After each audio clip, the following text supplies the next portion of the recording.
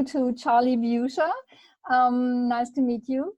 From the United Kingdom. Charlie, would you please tell us what's your profession in the youth field? What are you doing? I've been a professional qualified youth worker for over 20 years. I've worked in a range of different places and for different agencies, both local government and voluntary sector. And I am currently the strategy manager for the youth work unit Yorkshire and Humber, one of 7 youth work units supporting the youth sector in England. And in addition to that, my particular unit focuses a huge amount of our time and energy in supporting young people to have a voice and to deliver social action projects, concentrating on how they can influence at a regional and national level. Mm-hmm. And could you tell us what successes and strength in the youth field or in youth work could your country contribute to our debates in Europe? Considering all the workshops I've done over the last few days, I think the strength that we bring is both our history and our depth of youth work, and that we're able to pull on that and learn from it and adapt. So that certainly over the last few months with COVID, I think youth workers' abilities to adapt to new situations and not think that there's only one formula has come through. And I've been incredibly impressed with what my colleagues have been doing for the last 7 months in making sure they've reached out to young people and kept supporting them. I think we've been developing new voice social action programs of work, again adapting to working online, but we've now got structures that take us all the way into central government, working alongside the DCMS department, media, culture and sport, and ensuring that the young people have a voice to influence policy at that level, all the way down to grassroots. And we've got some interesting new platforms and structures that enable young people to communicate all the way through and back again. And I think we can look at those and how that supports the human rights agenda that was discussed this week, as well as democracy and political education. And it's not political about party politics, but about how political education is really at the heart of youth work and our desire to bring societal change and challenge societal injustice and racial injustice and environmental injustice. And I think we can bring our learning and share that, but also learn from our European counterparts who are coming at it maybe from a slightly different perspective, or the same, but have engaged in it in a different way, are using different tools and methods. And I think that's been really exciting, and that's what I will also bring and take away. Mm-hmm. Challenge is a key word. Can you tell us, can you name 3 main challenges of youth work in Great Britain? In the immediate, I'd say the pandemic, but I think that's been shared with everybody, and how that's impacted on our ability to engage with young people. Digital poverty has been highlighted for the last few months. Not all young people have access to the internet, and I think possibly that might have shocked the internet companies more than it surprised youth workers. I think and in COVID and the pandemic has also impacted on funding and the availability of funding, and how funding's had to be reprioritised to respond appropriately at this time to people's immediate need. But I think that will have a knock-on effect, and I also think that's going to drive how some of the work continues in the future. Looking at that again, it's all linked in at the moment, because we're looking at how the digital engagement platforms that we've been looking at and working with, and issues of GDPR has impacted on how we work with young people online. But that, I think, will not go away, and it's going to be, I think, a benefit going forward. I think we will work with a mixed economy of both face-to-face and online work. And I think those will be challenges, is getting that balance right going forward.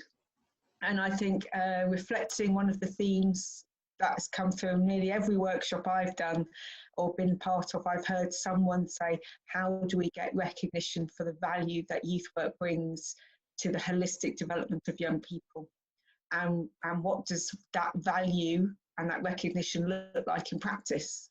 And I think that will be a challenge. I think we've almost got through the what is youth work conversation. And now we're saying, and how do we get other people to recognise and value what we do? And consequently, what will be the practical expression of that value? Mm-hmm. Thinking of the aims of the youth work agenda, where do you see the greatest need for further development in youth work in your country and, for instance, in the whole of Europe? For me and the areas of interest I followed, the conference allowed us to kind of pick and mix our own almost conference, which has been fantastic in being able to kind of go, oh, I'm interested in that and that, and follow that. So I'm aware my other colleagues have also kind of experienced almost a different conference, and that's been quite exciting.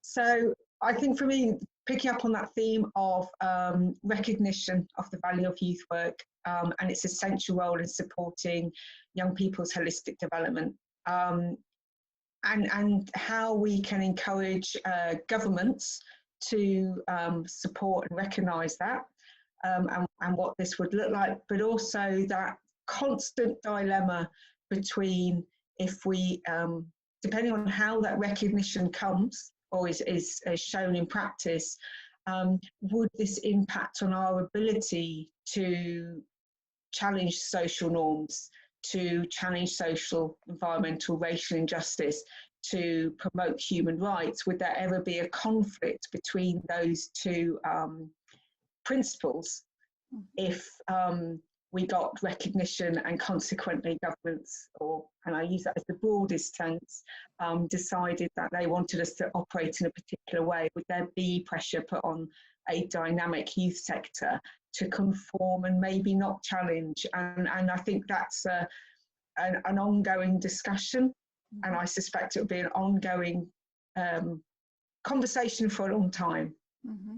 And do you have any idea how to get these or to increase the recognition of youth work in UK?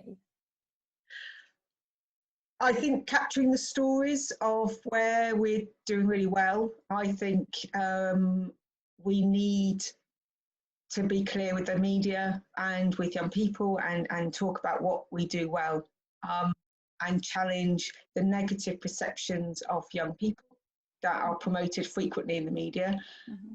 I think we need to get those stories and those case studies through to influencers and decision and policy makers, and also be mindful of our language. I think youth work has a particular phraseology that we use, and it can exclude others.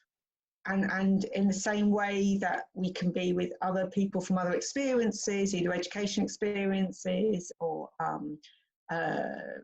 sector, professional experiences, and their use of certain words and language is different to youth work, and sometimes we can talk at cross purpose. Mm-hmm. And I think we may, as youth workers, need to accept that people don't always understand what we mean by certain phrases or principles that we just take for granted. So I think we possibly need to do a bigger explanation of what youth work is, and translate it for others so that they can go, oh yes, we can see that in our own profession. Mm-hmm. And what kind of support do you expect from Europe or in Europe? Could it help strengthen youth work, these European networking and conversation we had a few days? Support and collaboration and cooperation is already there. I do some Eurodesk promotion, and I enjoy working with my other Eurodesk multipliers and learning about their work. And I think the support will be the sharing of good practice, of learning how others have adapted to being online, of hearing how others are promoting human rights or youth policy checking, government policy to make sure that all policy meets the needs of young people, and how that's been formalised in some areas. And I think we could learn from that. And I think just being in a community of practice will enable us to develop our practice. because we will be challenged, we will be made to think.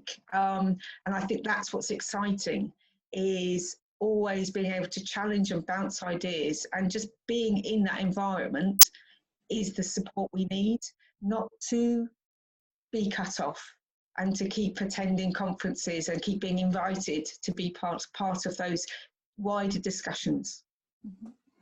So that's leading to my last question of your expectation towards the implementation process, the one process.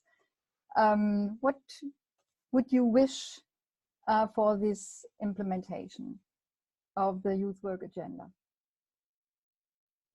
I hope that the outcomes of this and will be that we as a collective, as a youth sector collective from across Europe, have something that we can present to all of our governments, but not just our governments, to other NGOs, other funders, United Nations, all sorts of people. And we can say, this is who we are and this is what we want. And we will have a joint voice to do that. And in doing that can amplify our role and our collective support to young people.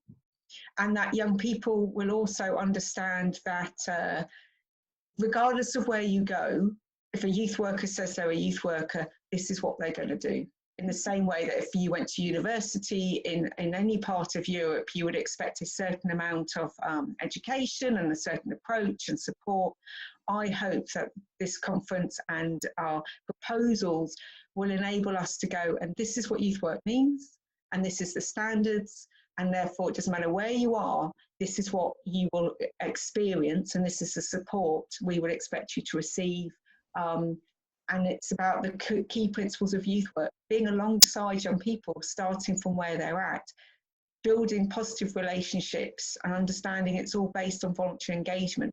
All of those key principles, when shared, create an amazing network and opportunities for young people to travel, to learn, to be, and just experience. And I hope that that's something we can take forward and really pursue, that regardless of where you are, somebody's going to be out there looking out for you.